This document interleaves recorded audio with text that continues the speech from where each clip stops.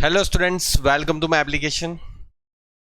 तो चलिए students start करेंगे यूनिवर्सिटी का जुलाई 2023 का पेपर सॉल्यूशन, जिसका टैक्सेशन एंड अकाउंटेंसी का जो केटी है उसके लिए ये सॉल्यूशन बहुत ज़्यादा इंपॉर्टेंट रहेगा। ठीक है, तो जुलाई में जो एग्ज़ाम हुई थी उसका पेपर सेमेस्टर 4। देखो, अगर इस पेपर सॉल्यूशन को अगर आप अच्छे से तभी कर पाओगे जब आपके बेसिक बहुत अच्छे हों। ठीक है, मैंने आपको इस पेपर सॉल्यूशन मतलब इस पेपर से पहले भी बोला था। ठीक है, जो क्लास में मैंने आपको बताया भी था कि आप जब तक बेसिक नहीं करोगे टैक्सेशन के तब तक आपको टैक्सेशन का हर पेपर हर क्वेश्चन नया लगेगा। ठीक है, टैक्सेशन में अगर आपको ये पेपर नहीं आ रहा है ना, तो इसका मतलब यही हो गया कि आपने बेसिक ठीक से ही नहीं किया और आप हर एक क्वेश्चन को सिर्फ करके नहीं जा सकते, बिकॉज टैक्सेशन में हर प्रोविज़न हर रूल्स के हिसाब से क्वेश्चन नया पूछते हैं। ठीक है, आप कभी भी ये एक्सपेक्ट नहीं कर सकते कि यूनिवर्सिटी सेम बुक्स में से कोई क्वेश्चन उठा के ही पूछेगी। आप देख लो, ये पेपर को भी आपको पूरा पेपर पहले से लेके एंड तक कुछ ना कुछ सब कुछ नया मिलेगा। ठीक है, तो मैं बार बार बोल रहा हूँ, बहुत सारे स्टूडेंट ये भी बोलते हैं कि सर इम्पोर्टेंट दो क्वेश्चन बताओ, कौन से बुक में से क्वेश्चन आएगा। तो ऐसा कुछ नहीं होता, हर एक क्वेश्चन नया ड्राफ्ट होता है और नया बना के पूछते हैं। ठीक है, आप अपने बेसिक को स्ट्रॉन्ग करोगे, अपने नॉलेज को स्ट्रॉन्ग करोगे। ठीक है, देखो यहाँ पर क्या बोला है, if the company has provide 1500 CC motor का, ओके, वर्थ ₹9 lakhs। ओके, ये मिस्टर हरीश को उन्होंने एक कार दिया है कंपनी को। अब यहाँ पर ये जो कार है ना, वो पर्सनल यूज़ के लिए कर रहा है। अब मैंने आपको याद करो, मेरे लेक्चर में आपको बहुत अच्छे से एक चार्ट बताया था। मैंने बोला था ये चार्ट याद कर लो, तभी जाके आपको मोटर कार का पॉइंट क्लियर होगा। अगर मोटर कार सिर्फ पर्सनल के लिए ही यूज़ होती है ना, तो फिर उसका पूरा रूल्स प्रोविज़न ही अलग है। क्या रूल्स है? तो देखो यहाँ पर आपको इसकी टैक्सेबल वैल्यू कैसे निकालनी। तो अगर कार पर्सनल यूज़ के लिए कर रहे हैं तो पहले तो आपको 10% ऑफ वैल्यू ऑफ कार, जो कार आपको मिली है उसकी वैल्यू का 10%।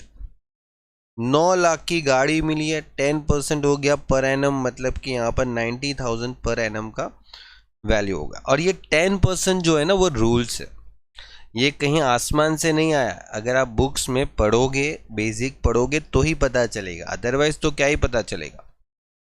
कंपनी ने यहाँ पर ड्राइवर के साथ उसको ये प्रोवाइड किया गया, देखो, और ड्राइवर की सैलरी भी कंपनी पे कर रही है।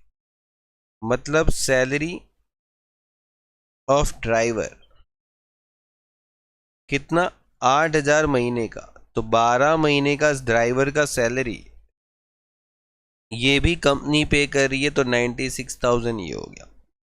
और maintenance of the car is 50,000 per annum. और ये जो है ना, वो पे कौन कर रहा है? हरीश पे कर रहा है। हरीश कौन है? जिसको कार मिला है कंपनी से।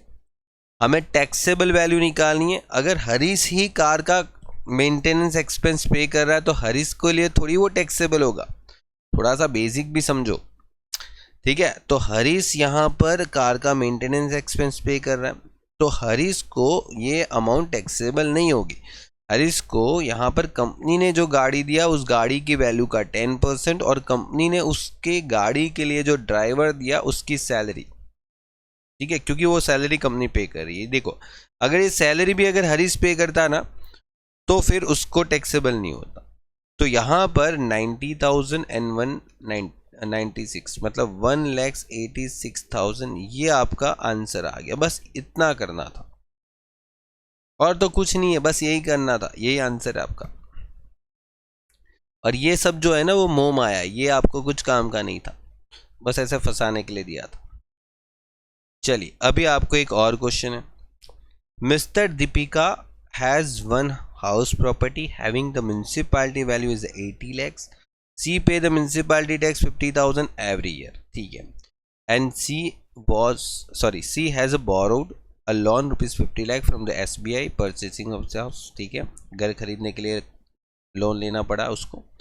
During the previous year 2021-22 she paid interest 1,70,000 and interest 40,000 is still outstanding. देखो मैंने आपको बेसिक लेक्चर में बहुत अच्छे से बताया था, ठीक है, कि अगर आप इंटरेस्ट पे करते हो या फिर आपका इंटरेस्ट आउटस्टैंडिंग है, इट डजेंट मैटर, आपको उसका डिडक्शन मिल जाता है हाउस प्रॉपर्टी में, ठीक है, कोई फर्क नहीं पड़ता इंटरेस्ट पे किया है या फिर आउटस्टैंडिंग है। Okay, calculate taxable house property income. Okay, लेकिन ध्यान रखो यहाँ पर ये एक जानना बहुत जरूरी है कि ये प्रॉपर्टी को उसने क्या रेंट पे दिया है, ठीक है, नहीं दिया। देखो यहाँ पर लिखा है assuming she own only one house property in the previous year 2021-22, मतलब अगर सेल्फ ऑक्यूपाइड प्रॉपर्टी है, ठीक है,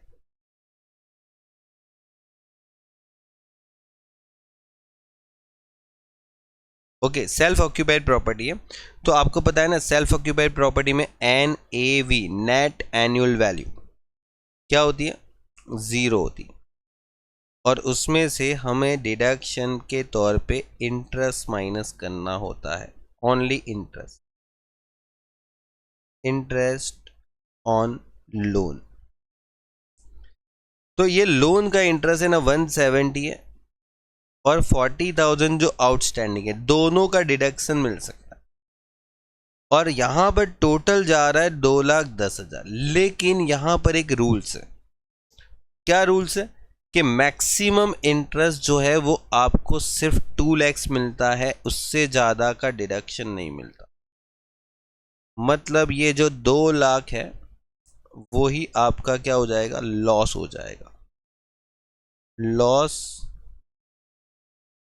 फ्रॉम हाउस प्रॉपर्टी। ओके, ये क्या है, तो यहां पर मैंने बताया हुआ है कि maximum interest allowed for self occupied house property is ₹2 lakhs। ठीक है, ये हमने पढ़ा था, मैंने आपको ये नोट्स लिखवाई भी थी कि मैक्सिमम इंटरेस्ट जो है सेल्फ ऑक्यूपाइड प्रॉपर्टी के लिए सिर्फ 2 लाख ही मिलता है। अगर 2 लाख से कम इंटरेस्ट है तो फिर ठीक है, वो कम इंटरेस्ट जो भी है वो आप डिडक्शन के तौर पे ले लो। अब देखो यहाँ पर भी आपको लॉजिक पता होना चाहिए, बेसिक पता होना चाहिए, जितना डिटेल में मैंने पढ़ाया था ना, अगर वो सब अगर आपने किया है तभी जाके इस टाइप के क्वेश्चन को आप कर पाओगे, वरना तो फिर सोचते रहोगे कि सर ये क्यों दिया है, ये क्यों दिया है, ये क्यों दिया है, बस सोचते जाओ। आपको टैक्सेशन के अंदर ये बहुत ज़रूरी है कि कौन सी चीज़ यूज़ करनी है क्वेश्चन को सॉल्व करने के लिए। चलिए तो आगे बढ़ते हैं नेक्स्ट। अब देखो ये भी क्वेश्चन जो है वहाँ पर आपको मार्केट वैल्यू दे रखी, डिविडेंड पर शेयर दे रखा, फेस वैल्यू दे रखा, पेड अप वैल्यू दे रखी और एक्सपेक्टेड रिटर्न दे रखा। ठीक है, देखो आपको पहले तो रेट ऑफ डिविडेंड चाहिए, रेट ऑफ डिविडेंड कैसे निकलेगा, तो 2.25 रुपीज, सॉरी 2.25 रुपीज डिविडेंड है, लेकिन 10 रुपए के शेयर पे इतना डिविडेंड है, तो 10 रुपए के शेयर पे अगर इतना डिविडेंड है तो अगर आप देखो तो रेट ऑफ डिविडेंड हो जाएगा 22.5% हो गया। तो मार्केट वैल्यू कैसे निकलती है, तो मार्केट वैल्यू ऐसे निकलती है, देखो rate of dividend divide by expected return into paid up value. अब देखो आपको वही फाइंड करना है, तो यहां पर मार्केट वैल्यू 18.75 दे रखा है, रेट ऑफ डिविडेंड 22.5 है, एक्सपेक्टेड रिटर्न आपके पास नहीं है, और पेड अप वैल्यू इज 9। अभी कर सकते हो expected return 22.5 divide by 18.75 into 9। ठीक है, ये आप उसको चेंज कर दो अपनी पोजीशन से, तो अपना आंसर आ जाएगा फाइनली कितना आ रहा है, हाँ 10.8। अब ये परसेंटेज में बता देना, ठीक है। ये एक्सपेक्टेड रिटर्न जो होता है ना, रिटर्न तो हमेशा परसेंटेज में हम बताते हैं, तो ये परसेंटेज में हो जाएगा। हो गया, खत्म कहानी। ये 2 मार्क्स का क्वेश्चन। ओके, अब देखो ये एक क्वेश्चन बहुत अजीब से मतलब नया पूछा था। अब इसको भी अगर आप बुक में देखने जाओगे तो आपको कहीं पे नहीं मिलेगा, ठीक है। लेकिन आपकी बुक्स में एक जीएसटी करके चैप्टर है और उसका बेसिक नॉलेज आपको पता होना चाहिए कि कौन सा जीएसटी का रिटर्न कब भरा जाता है। अब इसके लिए आपके पास प्रैक्टिकल नॉलेज होगा तो भी आपको पता होगा। अगर कोई जॉब करता है तो उसको पता होता है, ठीक है। अगर कोई अकाउंटेंट की ऑफिस में जॉब करता है तो उसको पता होता है कि ये सब कब भरते हैं, ठीक है।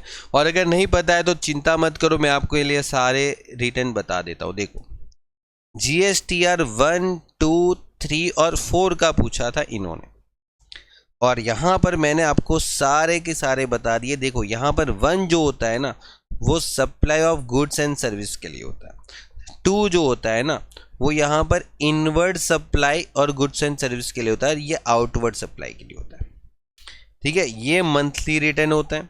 और यहाँ पर बोला है रजिस्टर्ड पर्सन, ओके, जो कॉम्पोजिट लेवी स्कीम जो अप्लाई करते हैं क्वार्टरली रिटर्न के लिए, वो मतलब वो हो जाता है। तो यहाँ पर देखो ये जो होता है ना, देखो एक चीज समझो, पहले आउटवर्ड होता है फिर इनवर्ड होता है ना, फिर आउटवर्ड और इनवर्ड। देखो यहाँ पर जीएसटी और 1 जो होता है ना, वो यहाँ पर आउटवर्ड सप्लाई लिखा है, ठीक है।